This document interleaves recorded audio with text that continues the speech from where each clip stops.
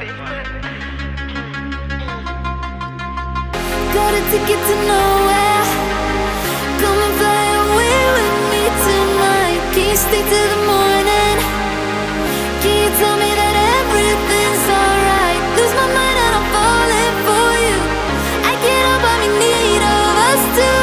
Got a ticket to nowhere. When the fighting is over, it goes on and on and on and on. তো বন্ধুরা, আজকের ভিডিওর topic হলো trans speed 400 কি বিগিনারদের জন্য ভালো একটা চয়েস, আর যারা ফার্স্ট বাইক নিতে যাচ্ছেন তারা কি স্পিড 400কে ফার্স্ট বাইক হিসাবে বেছে নিতে পারেন। তো আমি এই বাইকটা ডেইলি রাইড করছি আর রিয়েল লাইফ এক্সপিরিয়েন্সের উপর ভিডিওটা বানাচ্ছি। আর আরেকটা কথাও বলে রাখি যে আমিও অলমোস্ট বিগিনার, আর এটা আমারও ফার্স্ট বাইক। আমি লাস্ট 8-9 ইয়ার্স ধরে স্কুটি চালিয়ে তারপর এটা আমার ফার্স্ট বাইক। তো আমার রিয়েল লাইফ এক্সপিরিয়েন্স শেয়ার করব। যারা নতুন বাইক নিতে যাচ্ছ তো তারা ভিডিওটা পুরোটা দেখো বিনা স্কিপ করে, ভিডিওটা ইনফরমেটিভ হতে চলেছে। স্পিড 400 হলো একটা modern roadster bike, 40 PS power, 37.5 newton metre torque. On paper শুনতে একটু অ্যাগ্রেসিভ মনে হতে পারে, বাট KTM ডিউক 390-র মতো অতটা অ্যাগ্রেসিভ নয়। রিয়েল লাইফ ফিল কিন্তু একদমই আলাদা। এবার এটার পাওয়ার ডেলিভারি আর কন্ট্রোল নিয়ে কথা বলি। স্পিড 400-এর power delivery incredibly smooth. Lower আরপিএমে বাইকটা কিন্তু একদমই অ্যাগ্রেসিভ না, বিগিনাররা ইজিলি কন্ট্রোল করতে পারবেন।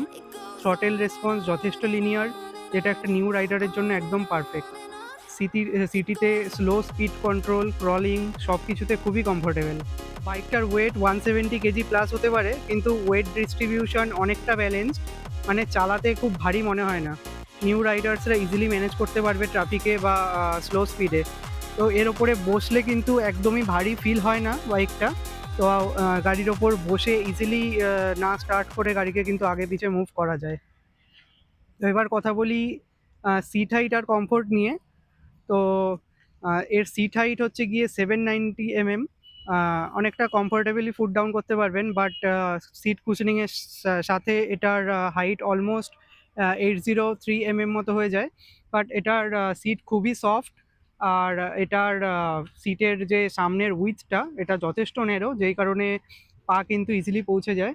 আর আমি সিট নিয়ে একটা ডেডিকেটেড ভিডিও বানিয়েছি 5.8-এর সাথে 5.4 একজন ব্যক্তির কম্প্যারিজন করে দেখিয়েছি এই বাইকে। তো এই ভিডিওটার লিঙ্কটাও আমি দিয়ে দেবো ডেসক্রিপশানে, এই ভিডিওটা কিন্তু তোমরা চেক করতে পারো। আর এই গাড়িটা কিন্তু লং রাইডের জন্য খুবই কমফোর্ট, সাসপেনশন ফিল খুব ভালো, বিগিনার্সের জন্য খুব পজিটিভ। আচ্ছা, এটার গ্রাউন্ড ক্লিয়ারেন্সও কিন্তু দেখতে পাচ্ছেন আপনারা খুবই ভালো, মানে যথেষ্ট গ্রাউন্ড ক্লিয়ারেন্সটা এক্স্যাক্টলি আমার মনে নেই কত বাট যথেষ্ট কিন্তু এটা আপনারা দেখে বুঝতেই পারছেন। আচ্ছা, এবার আসি ব্রেকস অ্যান্ড সেফটি নিয়ে।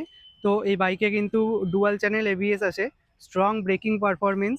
এই ব্রেকিং কনফিডেন্স কিন্তু নিউ রাইডারদের জন্য একটা হিউজ প্লাস পয়েন্ট। যদিও এর সাথে আমি একটা পয়েন্ট অ্যাড করব, সামনের ব্রেকের বাইট কিন্তু অসাধারণ, মানে আপনার প্রচুর ভালো রকম কনফিডেন্স আসবে। কিন্তু রিয়ার ব্রেকটা আমার একটুখানি লুজ লেগেছে। এটা আমার একদমই পার্সোনাল এক্সপেরিয়েন্স, হতে পারে অন্য রাইডারদের অন্যরকম লাগতে পারে, বাট আমার পিছনের ব্রেকটা একটু লুজ লেগেছে। কিন্তু কিছু ড্রব্যাক আছে, ড্রব্যাক ঠিক বলবো না, কিছু পয়েন্ট আমার এর সাথে অ্যাড করা মনে হয় আমার জরুরি।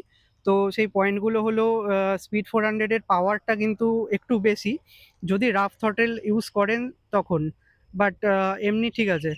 বাইকের মেনটেনেন্স কস্ট কিন্তু আপনার বাজেটের ওপর ডিপেন্ড করবে। সো মেনটেনেন্স কস্ট একটু হাই, তো সেটা আপনাকে একটু ভেবে গাড়িটা নিতে হবে। আর মাইলেজও কিন্তু অনেকটাই আপনি কম পাবেন, সিটিতে কিন্তু 22 থেকে 24-এর বেশি একদমই আশা করবেন না। আর হাই রোডে হাইওয়েতে 28 ম্যাক্স আপনি মাইলেজ পাবেন, এর বেশি কিন্তু একদমই আশা করা যাবে না, কারণ এটা 400cc বাইক। তো সেই মতো মেনটেনেন্স এটার দরকার, আর পেট্রোলও সেরকম পরিমাণ দরকার। তো নিউ রাইডার্সদেরকে ভালো রাইডিং বিহেভিয়ারও মেনটেন করতে হবে। তো এটা হচ্ছে গিয়ে এটার ইনস্ট্রুমেন্ট ক্লাস্টার। তো এখানে অনেক ধরনের লাইট দেখতে পাচ্ছেন রয়েছে। এখানে ABS রয়েছে, ট্র্যাকশন কন্ট্রোল রয়েছে। ট্র্যাকশন কন্ট্রোল কিন্তু সুইচেবল, এটা আমরা অন অফ করতে পারি। সাথে ইঞ্জিনের কিছু ওয়ার্নিং সাইন রয়েছে, এগুলো স্টার্ট অন করলে চলে যাবে। সাথে এখানে আমাদের রয়েছে gear position indicator, RPM meter, আর এদিকে কিন্তু আমাদের এখন দেখাচ্ছে ইঞ্জিন অফ। আর আমরা এখানে স্টার্ট করলে আমাদের এখানে odometer plus trip A, trip to, এগুলো সব কিছু কিন্তু আপনারা এখান থেকে দেখতে পারবেন। এখানে দেখুন টাইমও দেখাচ্ছে। তো এবার আসি আমার ফাইনাল ভার্ডিক্টে।